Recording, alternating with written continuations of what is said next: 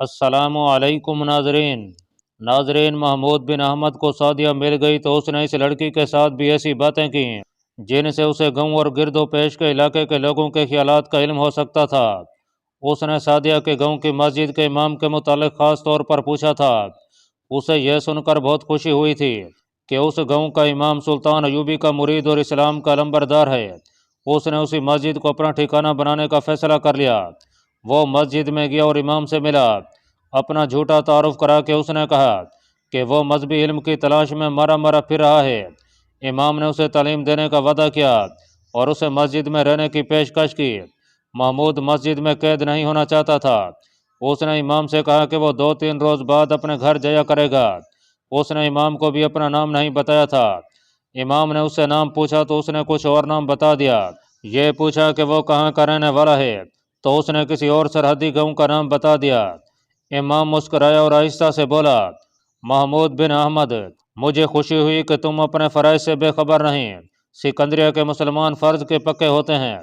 محمود ایسا چونکا جیسے بدک اٹھا ہو۔ وہ سمجھا کہ یہ امام صلیبیوں کا جاسوس ہے، لیکن امام نے اسے زیادہ دیر تک شک میں نہ رہنے دیا اور کہا کہ میں محسوس کرتا ہوں کہ مجھے کم از کم تمہارے سامنے اپنے آپ کو بے نقاب کر دینا چاہیے۔ میں تمہارے ہی محکمے کا آدمی ہوں۔ میں تمہارے تمام ساتھیوں کو جو اس علاقے میں ہیں جانتا ہوں۔ مجھے تم میں سے کوئی بھی نہیں جانتا۔ میں محترم علی بن سفیان کے اس عملے کا آدمی ہوں جو دشمن پر نظر رکھنے کے ساتھ ساتھ اپنے جاسوسوں پر بھی نظر رکھتا ہے۔ میں امام بن کر جاسوسی کا کام کر رہا ہوں، پھر میں آپ کو دانش مند آدمی نہیں کہوں گا۔ محمود بن احمد نے کہا، آپ نے جس طرح میرے سامنے اپنے آپ کو بے نقاب کیا ہے، اس طرح آپ دشمن کے کسی جاسوس کے سامنے بھی بے نقاب ہو سکتے ہیں۔ مجھے یقین تھا کہ تم میرے آدمی ہو۔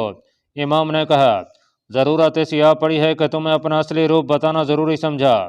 میرے ساتھ 2 محافظ ہیں جو یہاں کے باشندوں کے بحروب میں گاؤں میں موجود رہتے ہیں۔ مجھے زیادہ آدمیوں کی ضرورت ہے۔ اچھا ہوا کہ تم آ گئے۔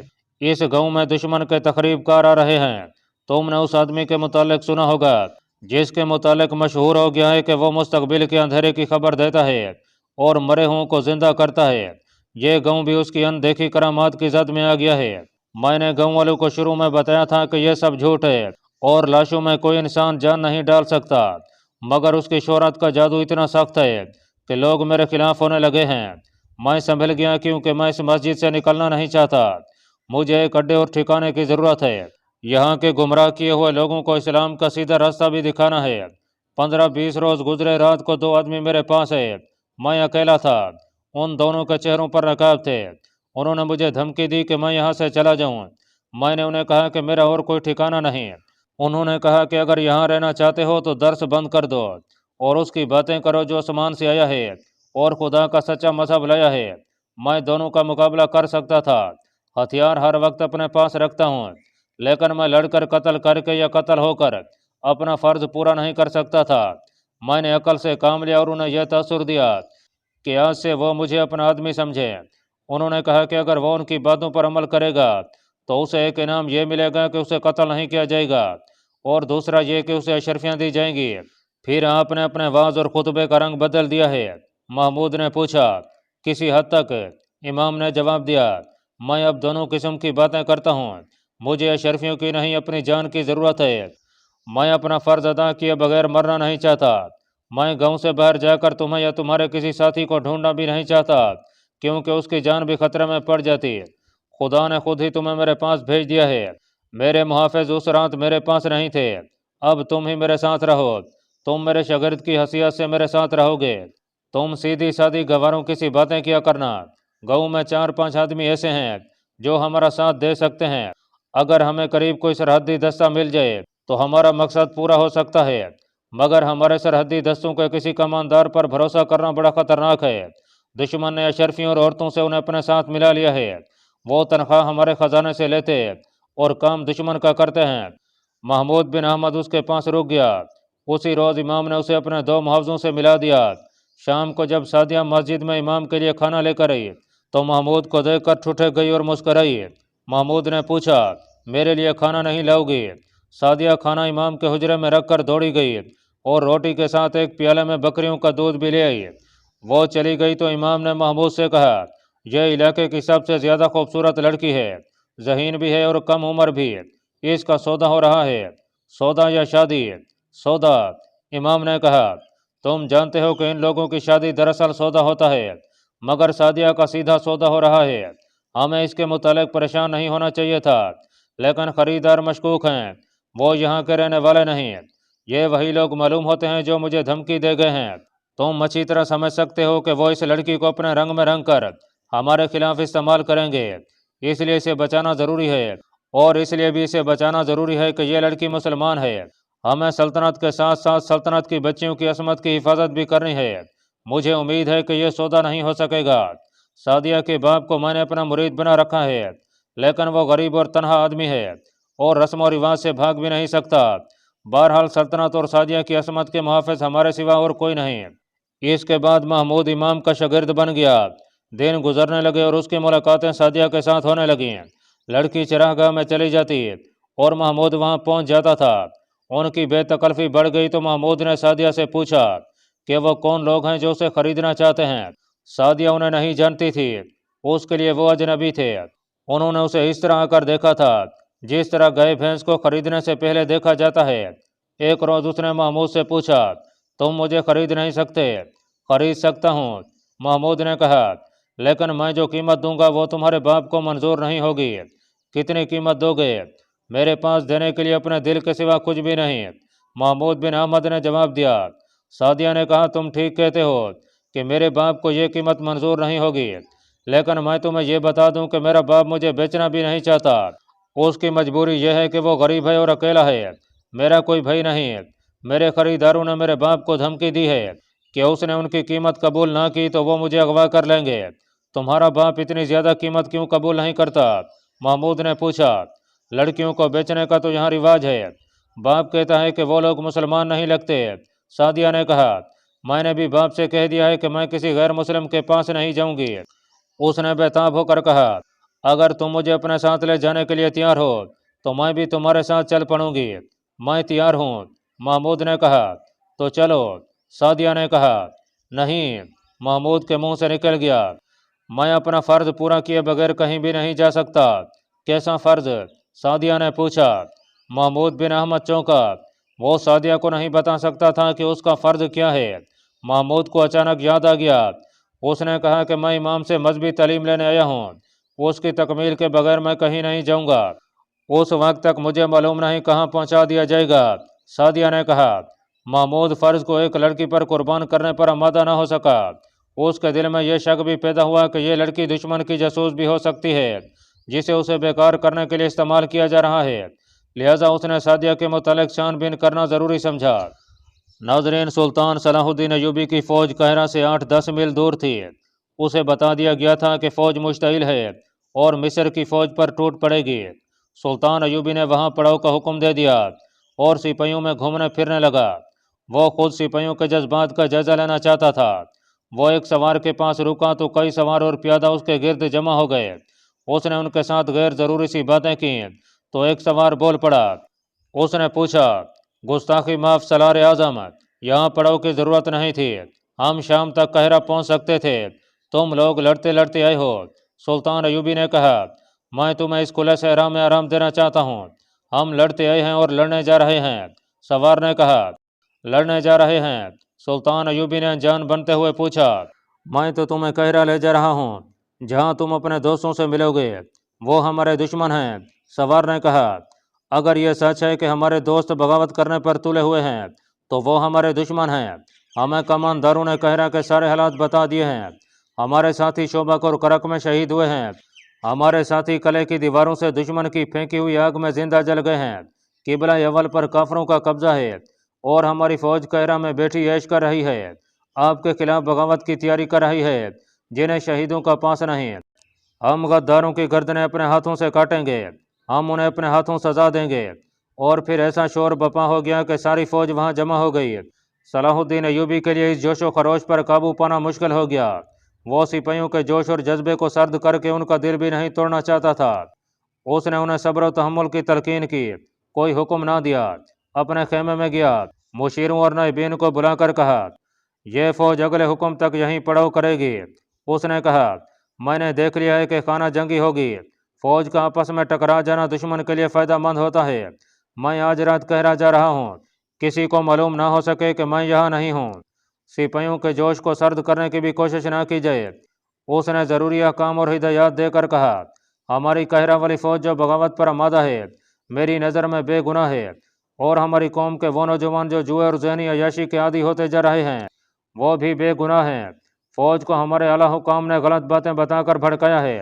انہیں حکام کے ایما پر دشمن نے ہمارے ملک کے سب سے بڑے شہر میں ذہنی عیاشی کے سامان پھیلے ہیں۔ اس اخلاقی تباہ کاری کو فروغ صرف اس لیے حاصل ہوا ہے کہ ہماری انتظامیہ کے وہ حکام جنہیں اس تخریب کاری کو روکنا تھا، وہ اسے پھیلانے میں شریک ہیں۔ دشمن انہیں اجرت دے رہا ہے۔ جب کسی قوم کے سربراہ اور امراء دشمن کے ہاتھوں میں کھیلنے لگتے ہیں تو اس قوم کا یہی حشر ہوتا ہے۔ ہماری فوج سوڈان کے ظالم صحرا میں بکھری ہوئی لڑ رہی ہے، کٹ رہی ہے، سپاہی بھوکے اور پیاسے مر رہے ہیں، اور ہمارے حاکم ان کی کمک رسد اور ہتھیار روکے بیٹھے ہیں۔ کیا یہ دشمن کی سازشیں نہیں ہیں جسے ہمارے اپنے بھائی کامیاب کر رہے ہیں؟ مجھے امارت کے ساتھ چپکے رہنے کی کوئی خواہش نہیں۔ اگر میرے مخالفین میں سے کوئی مجھے یہ یقین دلا دے کہ وہ میرے عزم کو پایہ تکمیل تک پہنچائے گا تو میں اس کی فوج میں سپاہی بن کر لڑوں گا۔ مگر ایسا کون ہے؟ یہ لوگ اپنی باقی زندگی بادشاہ بن کر گزارنا چاہتے ہیں، خواہ دشمن کے ساتھ ساز باز کر کے بادشاہی ملے، اور میں اپنی زندگی میں قوم کو اس مقام پر لانا چاہتا ہوں جہاں وہ اپنے دین کے دشمنوں کے سر پر پاؤں رکھ کر بادشاہی کرے۔ ہمارے ان لالچی اور غدار حاکموں کی نظر اپنے حال پر، اپنے آج پر ہے، میری نظر قوم کے مستقبل پر ہے۔ اس نے بولتے بولتے توقف کیا اور کہا کہ میرا گھوڑا فوراً تیار کرو۔ اس نے ان افراد کے نام لیے جنہیں اس کے ساتھ جانا تھا۔ اس نے کہا، نہایت خاموشی سے ان سب کو بلاؤ اور انہیں قاہرہ چلنے کے لیے کہو۔ میرا خیمہ یہیں لگا رہنے دو تاکہ کسی کو شک نہ ہو کہ میں یہاں نہیں ہوں۔ اس نے گہرا سانس لیا اور کہا، میں آپ کو سختی سے ذہن نشین کراتا ہوں کہ جو فوج بغاوت کے لیے تیار ہے، میں اس کے خلاف کوئی کارروائی نہیں کروں گا۔ تم میں سے کوئی بھی اس فوج کے خلاف کدورت نہ رکھے، اس طرح اپنے نوجوانوں کو بھی قابل نفرت نہ سمجھنا۔ میں ان کے خلاف کارروائی کروں گا جو فوج اور قوم کو گمراہ اور ذلیل کرنے کے ذمہ دار ہیں۔ یہی فوج جب اپنے دشمن کے سامنے آئے گی اور دشمن اس کا تیروں سے استقبال کرے گا تو فوج کو یاد آئے گا کہ وہ اللہ کی فوج ہے، دماغ سے بغاوت کے کیڑے نکل جائیں گے۔ آپ جب اپنے بچوں کو اپنے دین کا دشمن دکھائیں گے تو ان کا ذہن از خود جوئے سے ہٹ کر جہاد کی طرف آئے گا۔ میں آپ کو صاف الفاظ میں بتا دیتا ہوں کہ اسلام اور سلطنت اسلامیہ کی بقا اور وقار فوج کے بغیر ممکن نہیں۔ میں صلیبیوں اور یہودیوں کے عزائم اور ان کے طرز جنگ اور ان کی زمین دوز کارروائیوں کو دیکھ کر کہہ سکتا ہوں کہ وہ اسلام کی فوج کو کمزور کر کے اسلام کا خاتمہ کریں گے۔ جس روز اور جس دور میں کسی بھی مسلمان ملک کی فوج کمزور ہو گئی، وہ ملک اپنی آزادی اور اپنا وقار کھو بیٹھے گا۔ کسی بھی دور میں کوئی مسلمان مملکت مضبوط اور باوقار فوج کے بغیر زندہ نہیں رہ سکے گی۔ ہمارا آج کا غلط اقدام اسلام کے مستقبل کو تاریک کر دے گا۔ میں نہیں کہہ سکتا کہ آنے والی نسلیں ہماری لکشوں، ناکامیوں اور کامیابیوں سے فائدہ اٹھائیں گی یا نہیں۔ قوم کا ذہن بیدار کرو۔ سلطان ایوبی نے کہا، قوم کو رعایا نہ کہو۔ قوم کا ہر فرد اپنی جگہ بادشاہ ہوتا ہے، کسی بھی فرد کو قومی وقار سے محروم نہ کرو۔ قوم میں دماغ بھی ہے، روح بھی ہے، اور قومی وقار بھی ہے۔ قوم کی ان خوبیوں کو ابھارو تاکہ قوم خود سوچے کہ اچھا اور برا کیا ہے، اچھا کون اور برا کون ہے۔ اگر قوم محسوس کرے کہ صلاح الدین ایوبی سے بہتر امیر موجود ہے جو سلطنت اسلامیہ کے تحفظ کے ساتھ اسے سمندر پار بھی وسعت دے سکتا ہے، تو قوم کا کوئی بھی فرد مجھے راستے میں روک لے اور جرأت سے کہے کہ صلاح الدین ایوبی، تم یہ مسند خالی کر دو، ہم نے تم سے بہتر آدمی ڈھونڈ لیا ہے۔ قوم میں یہ سوچ بھی اور جرأت بھی اور مجھ میں فرونیت نہ ہو کہ اپنے خلاف بات کرنے والے کی گردن مار دوں۔ مجھے یہی خطرہ نظر آ رہا ہے کہ ملت اسلامیہ ایسے فرعونوں کی نظر ہو جائے گی، قوم کو رعایا اور مویشی بنا دیا جائے گا، پھر مسلمان نہیں رہیں گے یا برائے نام مسلمان ہوں گے۔ مذہب تو شاید ان کا یہی رہے گا، مگر تہذیب و تمدن صلیبیوں کا ہوگا۔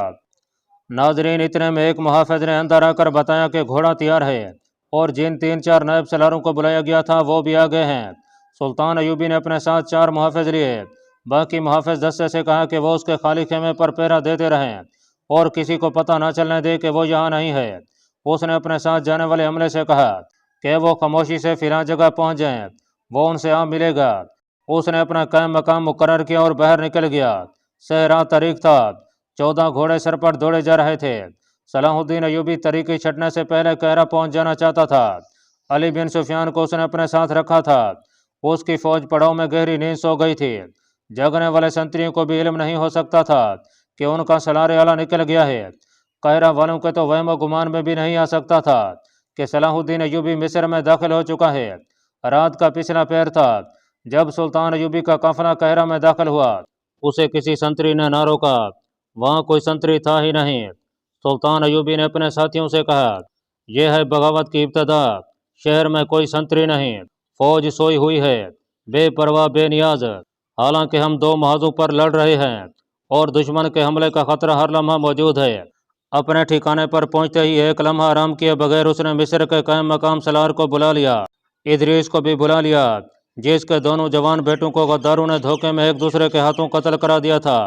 कायम मकाम सलार आला सुल्तान अयूबी को देखकर घबरा गया।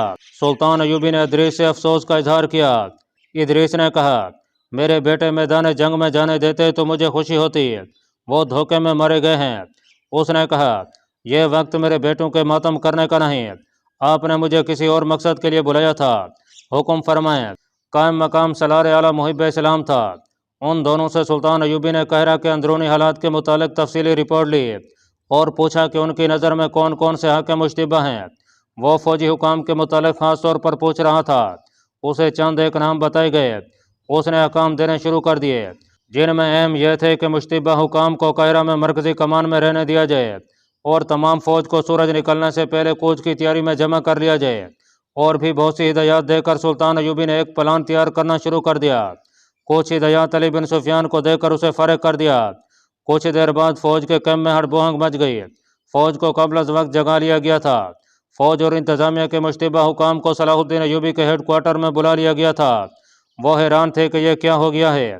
उन्हें इतना ही पता चला था कि सुल्तान अयूबी आ गया है। उन्होंने उसका घोड़ा भी देख लिया था, लेकिन उन्हें सुल्तान अयूबी नज़र नहीं आ रहा था और सुल्तान अयूबी उन्हें मिलना भी नहीं चाहता था। उसने उन्हें कूच तक फौज से अलग रखने का बंदोबस्त कर दिया था। यही उसका मकसद था। अभी सुबह की रोशनी साफ नहीं हुई थी। फौज तरतीब से खड़ी कर दी गई। पियादों और सवारों की सफ़ों के पीछे रसद और दीगर सामान से लदे हुए ऊँट थे। सुल्तान अयूबी ने फौज को यह ट्रेनिंग खास तौर पर दी थी कि जब भी फौज को कूच का हुक्म मिले तो फौज 1 घंटे के अंदर अंदर माँ रसद और दीगर सामान के काफिले के साथ तैयार हो जाए। इसी ट्रेनिंग और मशक का करिश्मा था कि फौज तलुआ सुबह के साथ ही कूच के लिए तैयार हो गई थी। सुल्तान अयूबी अपने घोड़े पर सवार हो गया। उसके साथ मिस्र का कायम मकाम सलार आला भी था। सुल्तान अयूबी ने फौज को एक नज़र देखा और एक सफ़ के सामने से गुजरने लगा। उसके चेहरे पर मुस्कुराहट थी और उसके मुंह से बार बार ये अल्फाज निकलते थे, आफरीन सद आफरीन, इस्लाम के पास बनो, तुम पर अल्लाह ताला की रहमत हो। सलाहुद्दीन अयूबी की शख्सियत का अपना एक असर था जिसे हर एक सिपाही महसूस कर रहा था। इसके साथ उसकी मुस्कुराहट और दादो तसीन के कलमे सिपाहियों पर इस असर को और ज़्यादा गहरा कर रहे थे। अमीर और सलार आला का सिपाहियों के इतना करीब जाना ही काफ़ी था। तमाम फौज का मुआयना करके सलाहुद्दीन अयूबी ने मुकम्मल तौर पर बुलंद आवाज़ से फौज से खिताब किया। उस वक्त की तहरीरों में उसके जो अल्फाज मिलते हैं वो कुछ इस तरह थे, अल्लाह के नाम पर कट मरने वाले मुजाहिदों, इस्लाम की नमूज तुम्हारी तलवारों को पुकार रही है। तुमने शोभा का मजबूत कला जो कुफर का सबसे ज़्यादा मजबूत मोर्चा था रेत का टीला समझकर तोड़ डाला था। तुमने सलेबियों को सहरों में बिखेर कर मारा और जन्नतुल फिरदौस में जगह बना ली है। तुम्हारे साथी तुम्हारे अजीज दोस्त तुम्हारे सामने शहीद हुए, तुमने उन्हें अपने हाथों दफन किया। उन छापामार शहीदों को याद करो जो दुश्मन की सफ़ों के पीछे जाकर शहीद हुए। तुम उनका जनाजा ना पढ़ सके, उनकी लाशें भी ना देख सके। तुम तसव्वुर कर सकते हो कि दुश्मन ने उनकी लाशों के साथ क्या सलूक किया होगा। शहीदों के यतीम बच्चों को याद करो, उनकी बीवियों को याद करो जिनके सुहाग खुदा के नाम पर कुर्बान हो गए हैं। आज शहीदों की रूहें तुम्हें ललकार रही हैं, तुम्हारी गैरत को और तुम्हारी मर्दानगी को पुकार रही हैं। दुश्मन ने कर के कले को इतना मजबूत कर लिया है कि तुम्हारे कई साथी दीवारों से फेंकी हुई आग में जल गए हैं। तुम अगर वो मंजर देखते तो सर की टक्करों से कले की दीवारें तोड़ देते। वो आग में जलते रहे और दीवार में शगाफ डालने की कोशिश करते रहे। मौत ने उन्हें मोहलत न दी। अजमत इस्लाम के पास बनो, करक के अंदर तुम्हारी बेटियों और तुम्हारी बहनों की असमत दरी हो रही है। बूढ़ों से मवेशियों की तरह मुशक्कत ली जा रही है। जवानों को कैद में डाल दिया गया है, माओं को बच्चों से अलग कर दिया गया है। मगर मैंने जिसने पत्थरों के कले तोड़े हैं मट्टी का कला सर नहीं कर सका। मेरी ताकत तुम हो, मेरी नाकामी तुम्हारी नाकामी है। उसकी आवाज़ और ज़्यादा बुलंद हो गई।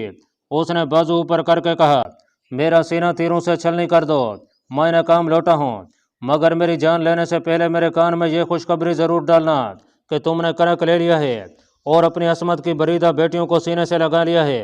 ناظرین، اس وقت کا ایک وقائع نگار ازدی لکھتا ہے کہ یوں معلوم ہوتا تھا جیسے گھوڑے اپنے سواروں کی جذباتی کیفیت کو سمجھتے تھے۔ سوار خاموش تھے، لیکن کئی گھوڑے بڑی زور سے ہنہنائے، تڑاک تڑاک کی آوازیں سنائی دیں۔ سوار باغوں کو زور زور سے جھٹکے دے کر اپنی بےتابی اور جذبہ انتقام کی شدت کا اظہار کر رہے تھے۔ ان کی زبانیں خاموش تھیں، ان کے چہرے لال سرخ ہو کر ان کے جذبات کی ترجمانی کر رہے تھے۔ سلطان ایوبی کے الفاظ تیروں کی طرح ان کے دلوں میں اترتے جا رہے تھے۔ بغاوت کی چنگاریاں بجھ چکی تھیں، سلطان ایوبی کا مقصد پورا ہو رہا تھا۔ سلطنت اسلامیہ کی عصمت کے محافظو، تم کفار کے لیے دہشت بن گئے ہو۔ تمہاری تلواروں کو کند کرنے کے لیے آج صلیبی اپنی بیٹیوں کی عصمت اور حشیش استعمال کر رہے ہیں۔ تم نہیں سمجھتے کہ صلیبی اپنی ایک بیٹی کی عصمت لٹا کر 1000 مجاہدین کو بیکار کر دیتے ہیں اور اپنے علاقوں میں اپنی ایک بیٹی کے بدلے ہماری 1000 بیٹیوں کو بے آبرو کرتے ہیں۔ تمہارے درمیان ایک فاحشہ عورت بھیج کر ہماری سینکڑوں بیٹیوں کو فاحشہ بنا لیتے ہیں۔ جاؤ اور اپنی بیٹیوں کی عصمتوں کو بچاؤ، تم کرک جا رہے ہو۔ وہ صلیبی جو تمہارے نام سے ڈرتے ہیں آج تم پر کہے لگا رہے ہیں۔ شوبک تم نے لیا تھا اور کرک بھی تم ہی لوگے۔ سلطان ایوبی نے فوج پر یہ الزام عائد نہیں کیا کہ وہ گمراہ ہو گئی ہے اور بغاوت پر آمادہ ہے۔ اس نے کسی کے خلاف شک و شبے کا اشارہ بھی نہیں کیا۔ اللہ پاک کمی بیشی معاف فرمائے۔ اللہ آپ کا حامی و ناصر ہو، آمین۔